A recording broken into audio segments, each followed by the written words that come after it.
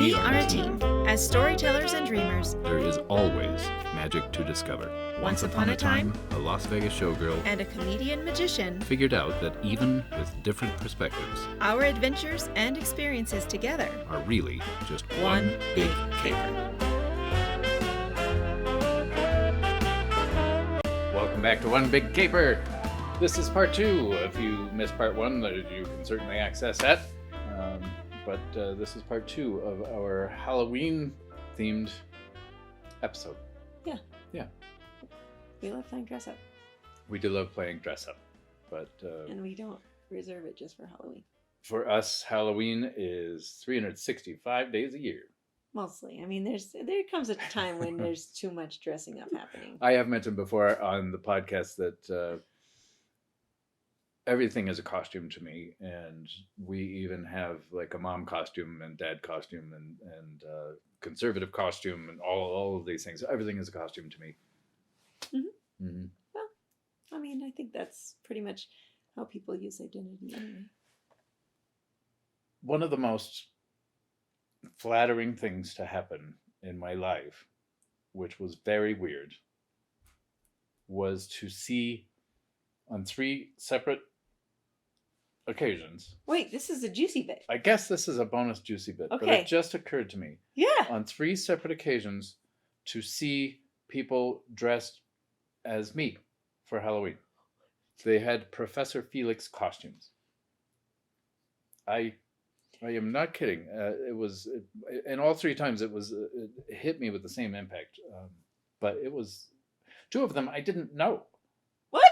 They had been in my audiences, obviously, but I had not met these people. Wow. Yeah. Well, that totally smashes. Well, maybe not. What I was talking about in the last episode about why people choose the costumes they choose. And, the original All Hallows Eve was about scaring off evil spirits. Mm-hmm. And then it became, it went to spooky and playful. And then it shifted into like political and inspired by movies and characters in movies. And that's what cosplay is based on, is characters in I'm a character, I guess. And so I guess that makes sense. Maybe I'm scary? No. Couldn't be that. No, my bad. You should, Did you take I've pictures seen of them? impressions of me or impersonations. And watching, it's the uncomfortable part is not the costume or the glasses or anything that they do to try to look like me. It's the mannerisms and the way they mimic the way they see me moving, and they either do this like robotic, very stiff, proper kind of thing, or they do this hand thing. Hand thing? Oh my gosh, it's like this their impression of a magician, right? Oh. And it's awful. Sorry. Did you get pictures with these? I got pictures with 2 of them, and both of those photographs were on a camera that does not belong to me. It belongs to a person who I don't speak to anymore. So, they're lost. They're gone. Yeah. I can still picture them. I rather fancied one of the jackets. It was too small for me, but I really liked it. Okay. Yeah. Wow. Weird. You were a Halloween costume. Very strange experience. Well, and so he didn't want to talk about it, but the cultural appropriation, which will be a whole other podcast. Mm-hmm. My sister was assaulted at a nightclub because she was dressed as a Native American. That's right. Yep. That's right. Yep. Which she was assaulted by 2 indigenous women. But she does have indigenous blood in her. Yes. Yeah. So it's that's a touchy subject. But yeah. So back to, someone, it's not an impersonation, it's just a costume. They're playing with an identity of you, or it's flattering. Flattering. Yeah. That's interesting. Odd experience. He wasn't supposed to have that juicy bit, but I totally forgot about that. He told me that a couple weeks ago. Yeah. When we talked about doing this episode. Yeah. And I had no idea. Now I'm terrified to see what people would do if they were me. I think I'm one of those people that is all over the place with my identity. Maybe, yeah. And you know what it might be? So I'm into astrology and I know my chart pretty well. I have Neptune in the first house.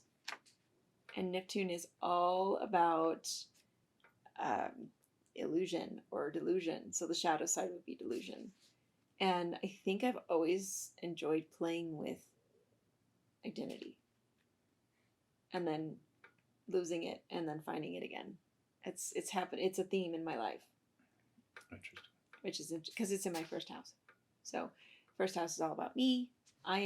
This is who I am. So okay. I don't know. I just had that realization just now, as we were saying. Okay. But I'm curious what people would do if they cosplayed or dressed up as Athena or Gazella for Halloween. That would be interesting. It'd be like having a caricature drawn up at a fair or something, wherever you find caricature artists. So they'd like probably get really big fake teeth and then like massive eyelashes. What is the caricature of yourself? That's an interesting experience.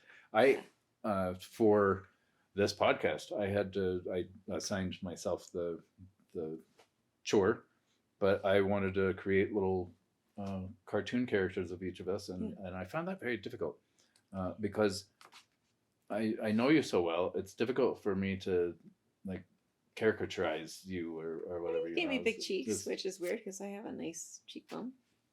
That's all right. That's cool. I was not happy with his first couple iterations of himself. I was going for a 1960s kind of look. Game show host. Yeah. Like he was literally going for Bob Newhart is what he drew. I guess. Was Bob Newhart. And I was just like, you're not short and stocky like Bob Newhart. Sorry, my love. Sorry to let you know that you're actually like almost 6 foot and slender. Yeah. It was comical, actually. It was common in the 1960s cartoons to depict male characters that way. That's all. It didn't. Not on Bewitched. Okay, you're right.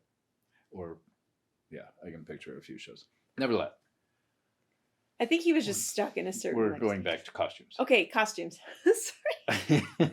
Well, costumes is about playing with identity. I really resonated with that when I read that article, which we'll link again. That we are not always happy with who we are on a day-to-day basis, and like this is why we seek entertainment, is to vacate from our lives. So I think that's why we have the rise of dressing up. I'm not even going to say Halloween because it's happening all year round now. Now with cosplay being as popular as it is, there's cons every summer. Yeah, there are new cons all the time. Mm-hmm. Yeah. And it's incredible to see these people. And if you watch the YouTube videos of creating these, I have a few of me out there creating the showgirl costumes, and it's I don't know, it's like ASMR maybe to watch some of these, but it's craftsmanship, and we don't get to experience that. If you've ever bought anything from Amazon, like it's gonna break. I mean, if you buy something from the dollar store, it's gonna break in like 3 days. Amazon might last a little bit longer, but it's coming from the same place. It depends, but so, I know what you're saying. I think it's fascinating for people to see the process because they think they can't do it themselves. Yeah, well, I mentioned the cosplayer whose work I follow, one of them. Yeah. And as I mentioned in part 1, she didn't start out very good. I mean, it was okay, but it was definitely a hobbyist, student level work. Well, and probably she didn't go to conventions as often, or she didn't go out dressed in cosplay very often. She showed this to everybody. She has quite a fan base, but she showed this to demonstrate that anybody can do it. She, Right. she was doing her best when she started, and it wasn't great. And she became one of the best in the world to a degree that her creations are in the $30,000 value Right. arena, which is Lovely. incredible. Wow. But yeah, it's something that you can do. Well, that's kind of what I wanted to talk about in this episode. Good. That I have a costume closet. Yes. You do. Yes. Well, he thinks everything's a costume. Everything is costume. I don't think everything is a costume. I have my everyday clothing, and each of those pieces have different identities associated with them. Like in the Bunny Brigade episode that's coming out next week, I wore, or not next week, 2 weeks, excuse me. I wore one of the Gazella dresses, and it's a 50s period inspired piece. But then I have the other ones that is more who my 30 to 60% or Athena is this whole dial thing. But I do have a separate costume closet and tubs. I have a burlesque tub that's in the garage and it's out there. But then I have my showgirl costumes, and then I have this other costume closet. And this costume closet is what we raid when the girls are in a play or they have a spirit week at school. I believe that everyone needs a costume closet. Honestly. I mean, this guy has everything. Like, he just keeps all the things. I mean, I'm literally sitting here and there's this giant top hat that was gifted to my children with horrific hot pink feather, fake flowers and pipe cleaners. It's garish. It's I awful. think it was made for a burner costume. Okay. I think. And this is what's interesting. Like, this is a total aside, but I worked for a woman who was a burner, a person who goes to Burning Man. They have, that's what they call each other, themselves. They are burners. And every year for the 3 or 4 years that I worked there, she would put together entire costumes because they would have theme days each day of the week. Like White Day. I can't remember I remember White Day. I was like, you're going to go to a desert in white? Like, what? But there's a certain burners that were like, it's all about the costumes. And they're getting excited. I sold several pairs of pasties to these women so they could run around naked in the desert and as a different identity, right? But then there's this other contingent of burners where we don't wear costumes. This is not about playing dress up, and it's about being your real self. So that's like this total aside. But yes, I believe this hat that I'm looking at that I want to donate to my girls' school was made for a burner. But I think everyone should have some basic pieces in their wardrobe that can be used for any theme day, really. It's difficult because I am so detail oriented. I want, and authenticity is so important to me.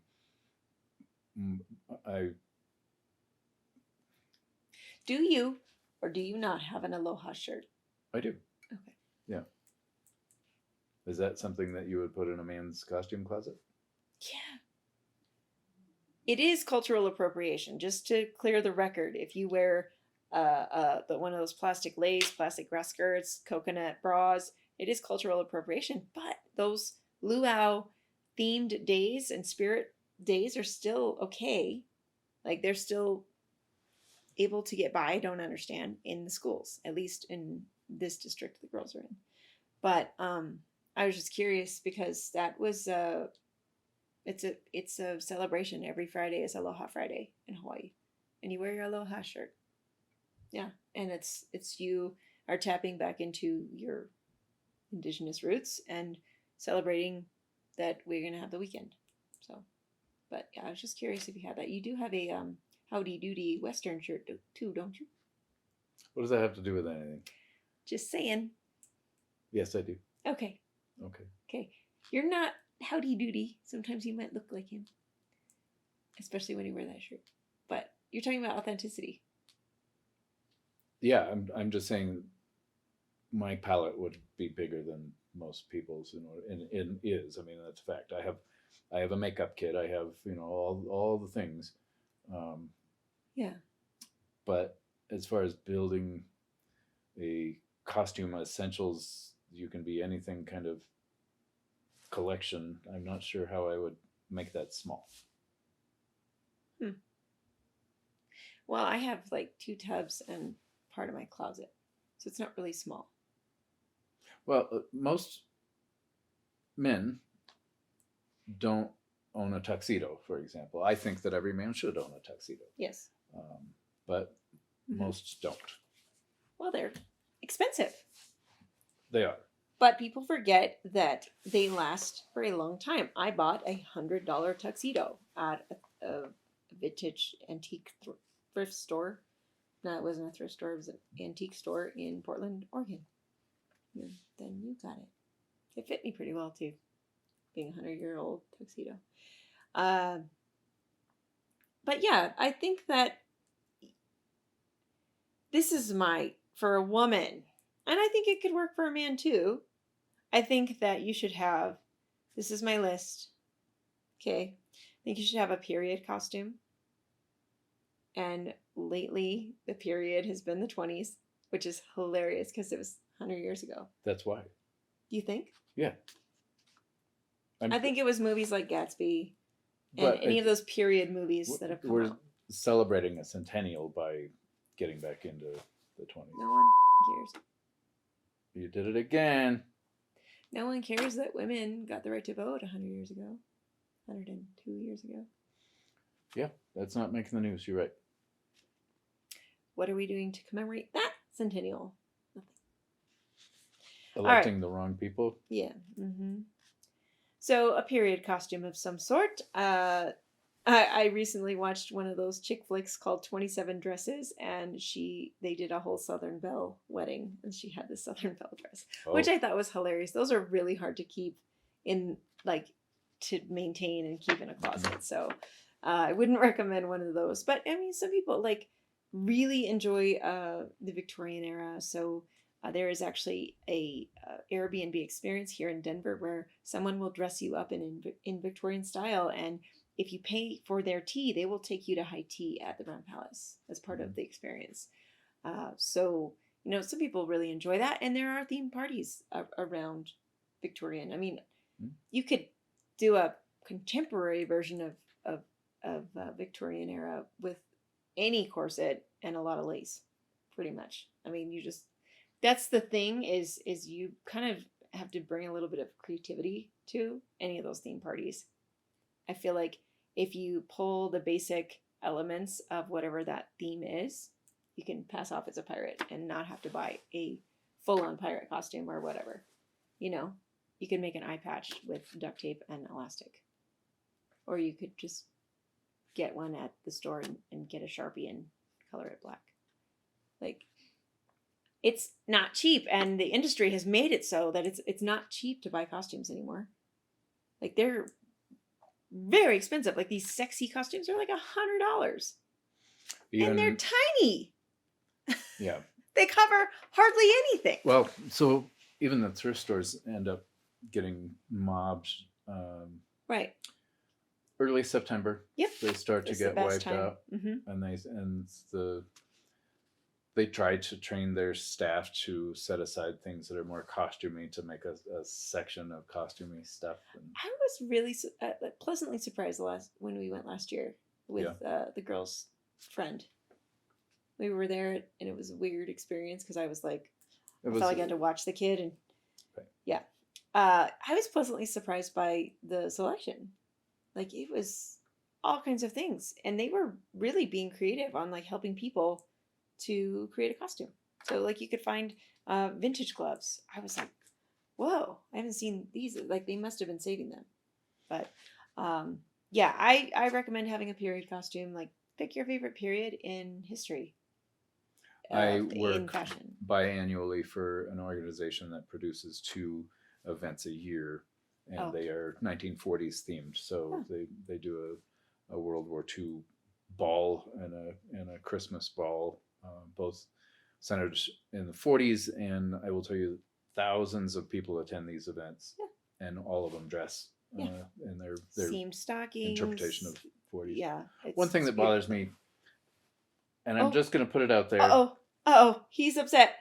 Some people have been miseducated. They're not looking at photographs of that were taken in the 40s. They're looking at photographs of these inaccurate interpretations. Depictions. Oh, yes. And just mimicking those. So suspenders, braces, suspenders are underwear. We would cover these up.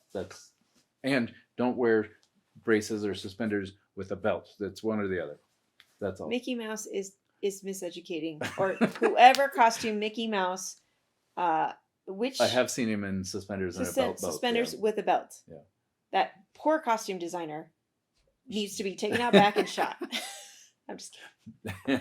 But yes, there are reasons for certain like fashion things, and we could probably do a whole I'm sure series about fashion. We were talking about costume, and then I brought up the 40s ball, and I just had to put that out in public somewhere. Right. And I think that those faux pas have been perpetuated in film, like the gangster films. Mm-hmm. You have the man in the white shirt with the suspenders out back with his Tommy gun, and it's just like, well, people think, oh, that looks cool, and so I'm gonna wear that because that was that time period. But when you go out to a party, you're not going to be dressed in your underwear. So, okay, I didn't know suspenders were underwear, but garter belts are, so they're the same. They have the same function, keeping the things up. Okay, so have a period costume. It doesn't even have to be authentic. It just has to, like I said, pull those elements. Like if you have a corset and you have lace, you can pass off, and a long skirt, you can pass off as a Victorian lady-ish. Maybe a more. Yeah. Oh, should I say prostitute? You're okay with that one? Am I? Yeah, okay. That flies. The other second piece I would have in your costume closet would be something easy or silly.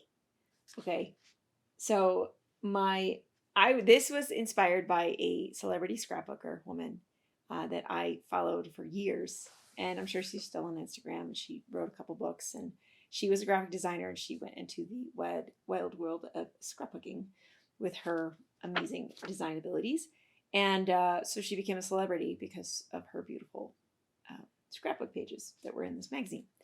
And I followed her for a long time on Instagram, and every year she would pull out her bumblebee costume, and that was her go-to costume.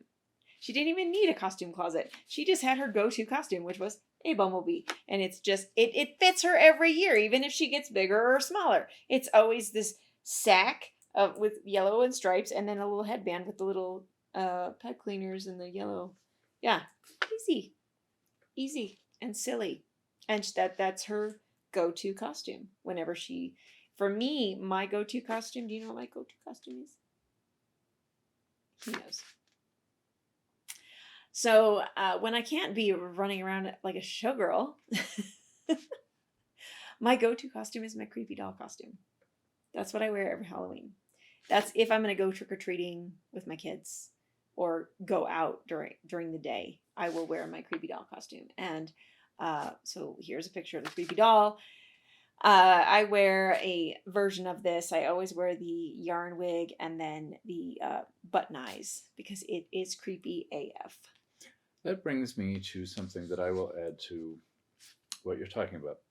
In the creation of costume, there are certain things to consider, especially if you're going to be out. Yes. I wanted this to be a whole episode, but go, please. Oh, really? Okay. Wrap it up. It's okay. We can do an additional episode about it, but you got to keep in mind safety. You got to keep in mind that you have to go potty and make that easy for yourself. Yep. These are certain things that, we learn the hard way, or we listen to somebody who has learned the hard way. Yeah. I had one of my favorite costumes that I made was Dr. Finkelstein from Nightmare Before Christmas. And I insisted that I create a head that I could open up so that he could itch the brain or whatever. And I made that, and it was great. But I used the wrong materials, and it was heavy, and my neck hurt the next day. Well, now he knows So- what a showgirl feels like Right? when they're Yeah. wearing costume too. Yep. Exactly. And that's the thing. Even if it only weighs a pound or two, an extra pound or two on your neck muscles that are not used to that for hours at a costume party, you're gonna be carrying that hat or mask or head dress home. You won't be wearing it. You'll be crying. Yeah. Which So with the creepy doll costume, your eyes are restrictive. yeah, I can't see. I can't drive Right. in them because it's blackout tint. They're made with blackout tint. So I can see through them, but not very well. So yeah, making it easy. There was a meme or something I read that Katy Perry, when they had the Met Gala, the camp theme, and she went. One of her costume changes was a giant hamburger, and I can't remember who was in the bathroom, but they were laughing as she was trying to get out of her hamburger to go pee. And usually when you go pee, it's like you have to go. You don't have a lot of time to get the costume off. Yeah, it's the same thing with wedding dresses. You need someone to hold your dress as you're peeing, kind of thing. That's what your maid of honor usually does. But yeah, something easy, silly. It doesn't have to be. It can be Yeah. incredibly elaborate. You just have to have the forethought that certain needs are going to Yeah. happen, Yeah, and you exactly. may need a spotter. Eating. If you have a mask, Mhm. bring a straw. Yep. Yeah, things like that. The next idea I have for your own costume closet is the secret identity. This is who you would secretly want to be. Okay. And for me, I have a whole costume closet full of showgirl costumes. I mean, I am, but Mhm. I don't wear this all the time. And it's an amplification of me. We know that any of those costumes, but think about, something simple, a secret identity. You could be a spy. You could be anything that you could cobble together from like a suit. A fantasy identity. Yes. Yeah. Sure. And you can go to the thrift store and get all of these pieces, generally, or add 2 pieces that you get at the thrift store. Mhm. And then I think there should always be accessories with themes. So this body chain is a showgirl body chain that I made for an act, my David Bowie act. We talked about David Bowie in the last episode. And then my awesome Nightmare Before Christmas top hat that was given to me by my parents the one year we went to Disneyland, because I'm a huge NBC nut. And I've always loved the movie. And we watch it every year for Halloween. It's tradition. Did you know that next year will be the 30th anniversary of Nightmare Before Christmas? No. 30 years ago. I was 14. 29 years ago now. But yeah. 1993. Incredible. But this passes as a Halloween costume. I wore this when I did rideshare. This is what I would wear I would wear the creepy doll with, I had removable doll eyes, and I would greet the passengers, and they would be freaked out. It was fun. That was a fun Halloween. Mhm. But I've worn this to drive in, which is quite uncomfortable. Like, we're talking about uncomfortable headdresses. This is uncomfortable to sit in for a long period of time. But yeah, those accessories to dress things up, and those don't have to take up a lot of space. But, I don't agree with buying specific costumes, like the box costumes, like the sexy nurse or the firefighter. I've never Well, agreed we're with artists, any and so of those kinds of things. They're very unoriginal. Yeah. Like, yeah, I think they're a bad word in this house. yeah, when the girls, it was really hard for me to spend $200 on Among Us costumes last year. It was really upsetting. Like, really upsetting. They just weren't that creative, and No. and I did the painting. Yeah, I don't mind helping them, of course. yeah, but it just, I don't know. Like, if we're gonna play with identity, let's be a little bit more creative. That's We were all reeling from world events. I mean, yeah, I guess Among Us was like the most popular video game that whole year, which I still don't get. So yeah, I trick or treated until I was 14 years old. How old were you? About the same, I think. Yeah. Yeah. Yeah, I mean that was one of the articles I read. It was talking about a rite of passage, but it's When you stop. when you now stop, then you're like right. you're big, you're an adult, you're Right. a young adult now. It's not the case anymore, and trick or treating isn't even a big part of the holiday anymore either. Which No, we live in the burbs, and I don't see many trick or No. treaters, and my mother doesn't either. You know, so that's the home I grew up in. My mother still lives there, and it's dwindled down to nothing. I think it's because people don't want to spend $12 on a bag of candy. Well, one bag of candy to hand out I think to it's a kids. safety thing. You think it's a safety thing? Yeah, people are concerned about violence and poor behavior. Well, so that's why they introduced trick or treating in the first place, was to stop that from happening. There's kids You out. said a bad word again. Oh, oops. We did enjoy last year, as I remember, somebody turned their own garage into a haunted house, That was fun. and that was cute. Yeah, that was cute. He worked hard on that. Like Yeah, that there was was a a lot of lot, work. and there was a lot of expensive Props. Halloween prop things. Yeah. So that was fun, and I think he's on Facebook. I can't remember the name of the haunted house, but it's in his garage in the suburbs out here. But yeah, I think with the events of 2020, that just kind of helped solidify.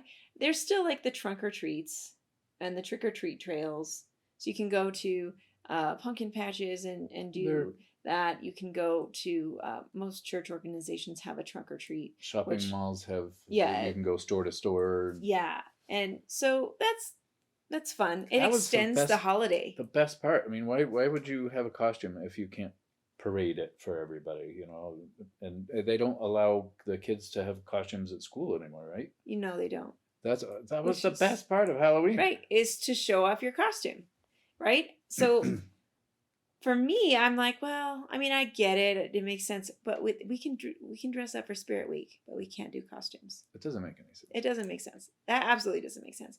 But I understand the safety aspect. You know, they're trying to keep kids safe. You know, kids are getting hit by cars. There was a shooting, I remember, in Park Hill years ago on Halloween. It was, it was gang related, of course, but the kid who was shot was innocent. He was just taking his kid brother trick or treating. It was just awful. That was in the 90s, mid to late 90s. So we had in Denver and Aurora had really bad gang stuff happening. But yeah, it's definitely evolving, Halloween in general, like the traditions. Everyone's like, oh, what's happening to the traditions? Well, I mean it was man-made anyway. Like we all created it out of a sacred festival that was sacred to a people, which was created. Yeah, I liked the deadline that Halloween used to impose, and I like that we have Halloween year round for us, but there used to be a deadline, and now I guess with all the cons and that kind of thing, it's just kind of year round. Yeah, year round. I like the fact that if I'm going to spend $50 on my kid's costume, that they get to wear it like 3 or 4 times.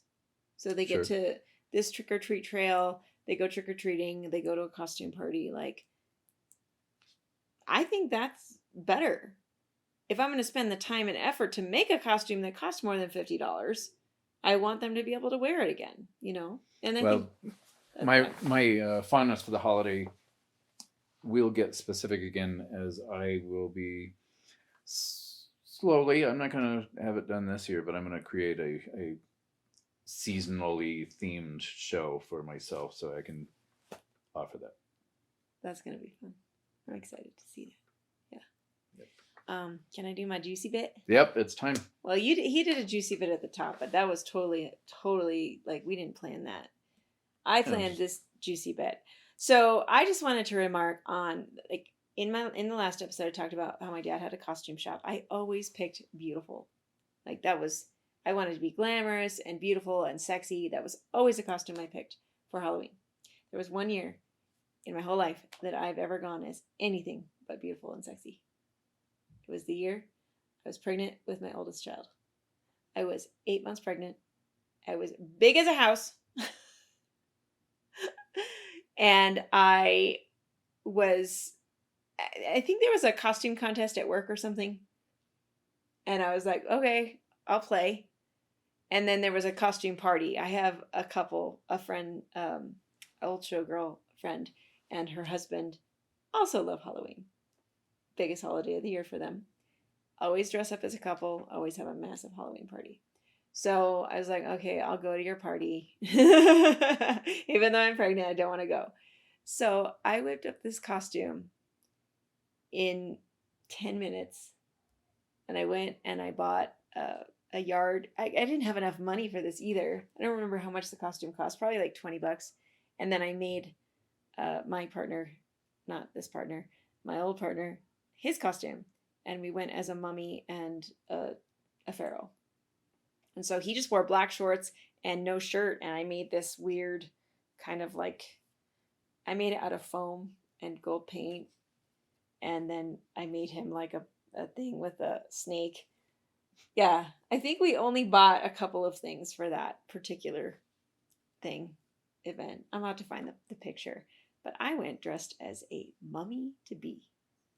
And I did full on like decayed, ugly green makeup and wrapped my whole body except for this massive belly I had in gauze. And that was my costume. And it was a pain in the butt to go pee. I'm sure. Because I did not plan that. Oops. Yeah, so there you have it. I'll post that picture on the show notes page so you guys can see me in the mummy to be. The only time I ever went as anything not beautiful or sexy or cute. Yeah, because creepy doll counts as cute to me. Creepy doll's not horrific or scary. To some. That's true. But yeah, but it's a cute doll. I have zero doubt that we'll talk about Halloween again next year. In the meantime, you can reach us any old time. Hello at onebigcaper.com. Thanks for joining us. We can't keep doing this without you. Give us just a little bit of your time by subscribing, sharing, rating, or talking about One Big Caper with someone else. We truly appreciate your support. We want to hear your stories. Visit onebigcaper.com to get to know us even more. This episode of One Big Caper was published in 2022. All rights to broadcast in whole or in part are the property of Gazellus Productions, LLC.